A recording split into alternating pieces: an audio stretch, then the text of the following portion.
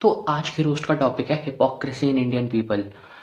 बाकी जिन लोगों को इस बड़े शब्द का अर्थ नहीं पता तो भाई टेंशन मत लो, मैं बैठा हूं ना, मैं बताता हूँ। वो जो हमने बचपन में मुहावरे नहीं पढ़े हुए थे, हाथी के दांत दिखाने के कुछ और करने के कुछ और, बस इस शब्द का अर्थ वही है।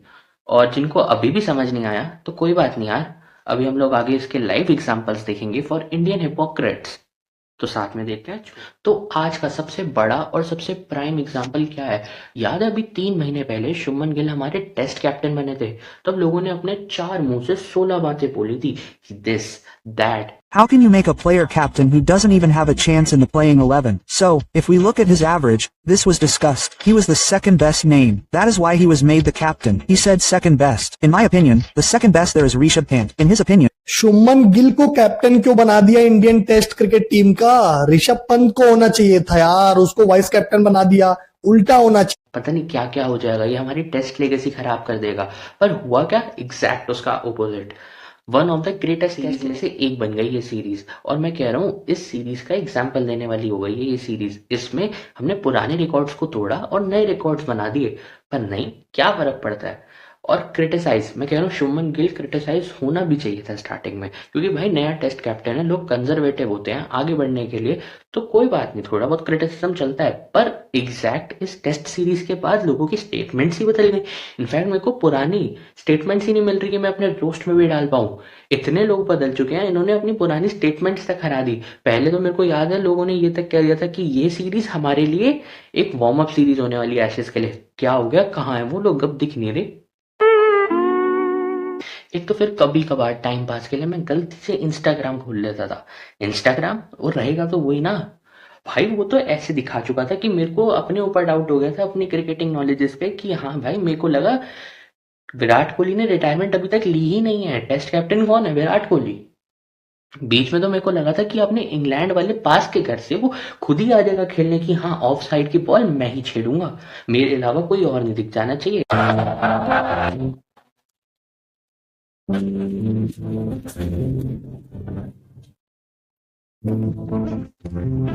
और मेरे को ये समझ नहीं आता, ये निब्बा निब्बिया विराट कोहली वाले छोटे बच्चों को अभी थाला के सामने बोलने में ये लगता है यार ये 40 का हो गया। भाई विराट कोहली की भी रिटायरमेंट की उम्र हो गई थी, उसकी टेस्ट एवरेजेस खराब थी, इसलिए वो नहीं खेल रहा था, इसलिए उसने रिटायरमेंट लिया। पर नहीं, हमारे सो कॉल्ड जेनजियो को ये बात समझ थोड़ी आएगी। पहले उसको खिलवाओ, फिर उसके ऊपर मीम्स बनवाओ कि हाँ यार ये तो खेलता ही नहीं है, इसको रिटायर हो जाना चाहिए। अब जब रिटायर हो गया तो उसको अभी प्रेजेंट वाले से कंपेयर करते रहो। हिपोक्रेसी वो तो भाई अपरंपार हो चुकी है ना। हिपोक्रेसी की भी सीमा होती है। बाकी हमारे सो कॉल्ड जेनजी बच्चियों ने एक काम बहुत बढ़िया किया है, हमारे चने की झाड़ पे उठ के विराट कोहली को एकदम आसमान में पहुंचा रखा है। बाकी मैं उन लोगों को ये बताना चाहूंगा कि age is also a factor, और आपको समय के साथ अपना रिटायरमेंट प्लान करना ही पड़ेगा। जो मैच्योर हो जाओ और समझ लो, कोई हमेशा नहीं खेलते रह सकता। और दूसरी बात, अगर ये सब भी हो जाता है तो गेम किसी के लिए थोड़ी रुक जाएगा। The show must go on and the game will continue for ever. ठीक है, अब हमने अपनी वीडियो का पहला एग्जाम्पल तो बहुत अच्छे से देख लिया है, समझ लिया है। अब हम चलते हैं आगे अपने सेकंड एग्जाम्पल की तरफ। अब अगले हैं हमारे सर्टिफाइड भक्त, जो पूरे दिन टीवी और फोन में गुरुओं की बात सुनते रहेंगे और करेंगे क्या? जो अपने मन की है। राधा राधा राधा राधा राधा, अब इसे राग में ले जाइए। राधा राधा। सोनी लग रही है, मुझे तो सोनी लग रही है। अब मैं आपको एक एग्जाम्पल से समझाता हूँ। आपने कभी भी किसी यूथ के बंदे या फिर एक मिडिल एज पर्सन को नहीं देखा होगा ये सब देखते हुए और इसको बहुत ज्यादा मांगते हुए। ऑफ कोर्स वो पूजा अर्चना सब करेंगे, पर पूरे दिन नहीं, क्योंकि उनको पता है कि हमारे पास एक फैमिली है, बच्चे हैं, माँ बाप हैं, जिनको हमें एक्चुअली में सर्व करना है, उनके लिए सोचना है। अगर आप पूरे दिन खाली हो, आपके पास कुछ काम ही नहीं है, तो आप पूरे दिन भक्ति करो क्या करो, आपको कोई वो नहीं है, वो भी आप पूरी तरह से नहीं कर पाओगे ठीक तरीके से। इससे अच्छा अभी अपने काम पे ही फोकस कर लो। वो अभी भी समझ नहीं आ पाया, उनको मैं समझाता हूँ। मान के चलो कल को आपकी शादी के लिए कोई आया और वो आपको बताए कि जी हमारी लड़की जो है वो एकदम गाय की तरह है, एकदम भक्त है, भगवान के सारे भजन आते हैं, आरती आती है, पर काम नहीं करती जी। वो पूरे दिन भक्ति करती है, भगवान का नाम लेती है। क्या आप अपनी बेटी की उससे शादी करवा दोगे? आप बेटे की या फिर इसी सिचुएशन को अपोजिट कर लो तो भी अपने बेटे बेटी उनसे स्वीकार कर लोगे? मैं कह रहा हूँ जो बूढ़े लोग हैं जो पूरे टाइम भगवान की भक्ति में लगे रहते हैं वो भी इस रिश्ते को ना ही कहेंगे। तो भाई ग्रो अप और भाई अपने काम धंधे पे फोकस करो। भक्ति समय के साथ बहुत अच्छी लगती है और करनी चाहिए, पर उतनी जितनी आप अपने रोजमर्रा के काम के साथ कर पाओ। ऐसे ज्यादा करके कुछ ऐसा अभी मुझे तो नहीं पता, कुछ मिलता होगा नहीं मिलता होगा। और बाकी फ्यूचर और आगे की जिंदगी किसने देखी है, अभी पे फोकस कर लो, प्रेजेंट पे। उम्मीद है यहाँ तक के एग्जाम्पल से कुछ फर्क पड़ा होगा, नहीं पड़ा तो अपने प्राइम और लास्ट एग्जाम्पल पे चलते हैं, जियो पॉलिटिक्स में हिपोक्रेसी। एक तो अभी 2 महीने पहले की बात है, हम पाकिस्तान को बॉयकॉट करना चाहते थे, उनको खत्म करना चाहते थे, ऑपरेशन सिंदूर लॉन्च था, सब कुछ बढ़िया था, हम चाहते थे पाकिस्तान इस नक्शे से हट जाए। और अभी 2 महीने बाद की क्या सिचुएशन है कि हम 2 महीने बाद उनसे एशिया कप में मैच करना चाहते हैं। क्यों? और मनी।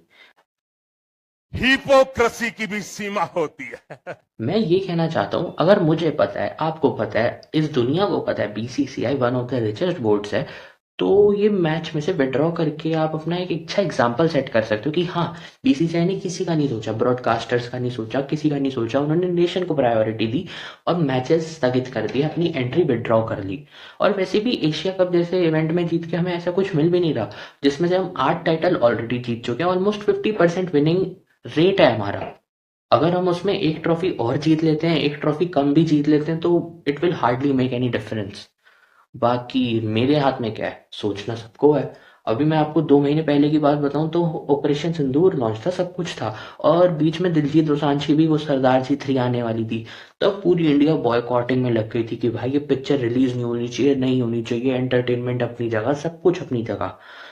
अगर इतनी ही अच्छी वो थी तो बीसीसीआई को भी रिक्वेस्ट करो, अपनी आवाज उठाओ कि हाँ भाई ये मैचेस नहीं होने चाहिए, सब कुछ। आपकी बस वहां चल सकता है कि हाँ भाई ये छोटा बंदा सिंगल पर्सन है, इसको हम दबा सकते हैं। कोई बड़ी ऑर्गेनाइजेशन से लड़ो अगर हिम्मत है तो।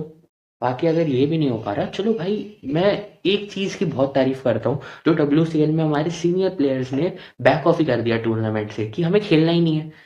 खिलवा लो तुम किसी को भी, पैसे हमें चाहिए ही नहीं, हमारे पास बहुत पैसे हैं जी।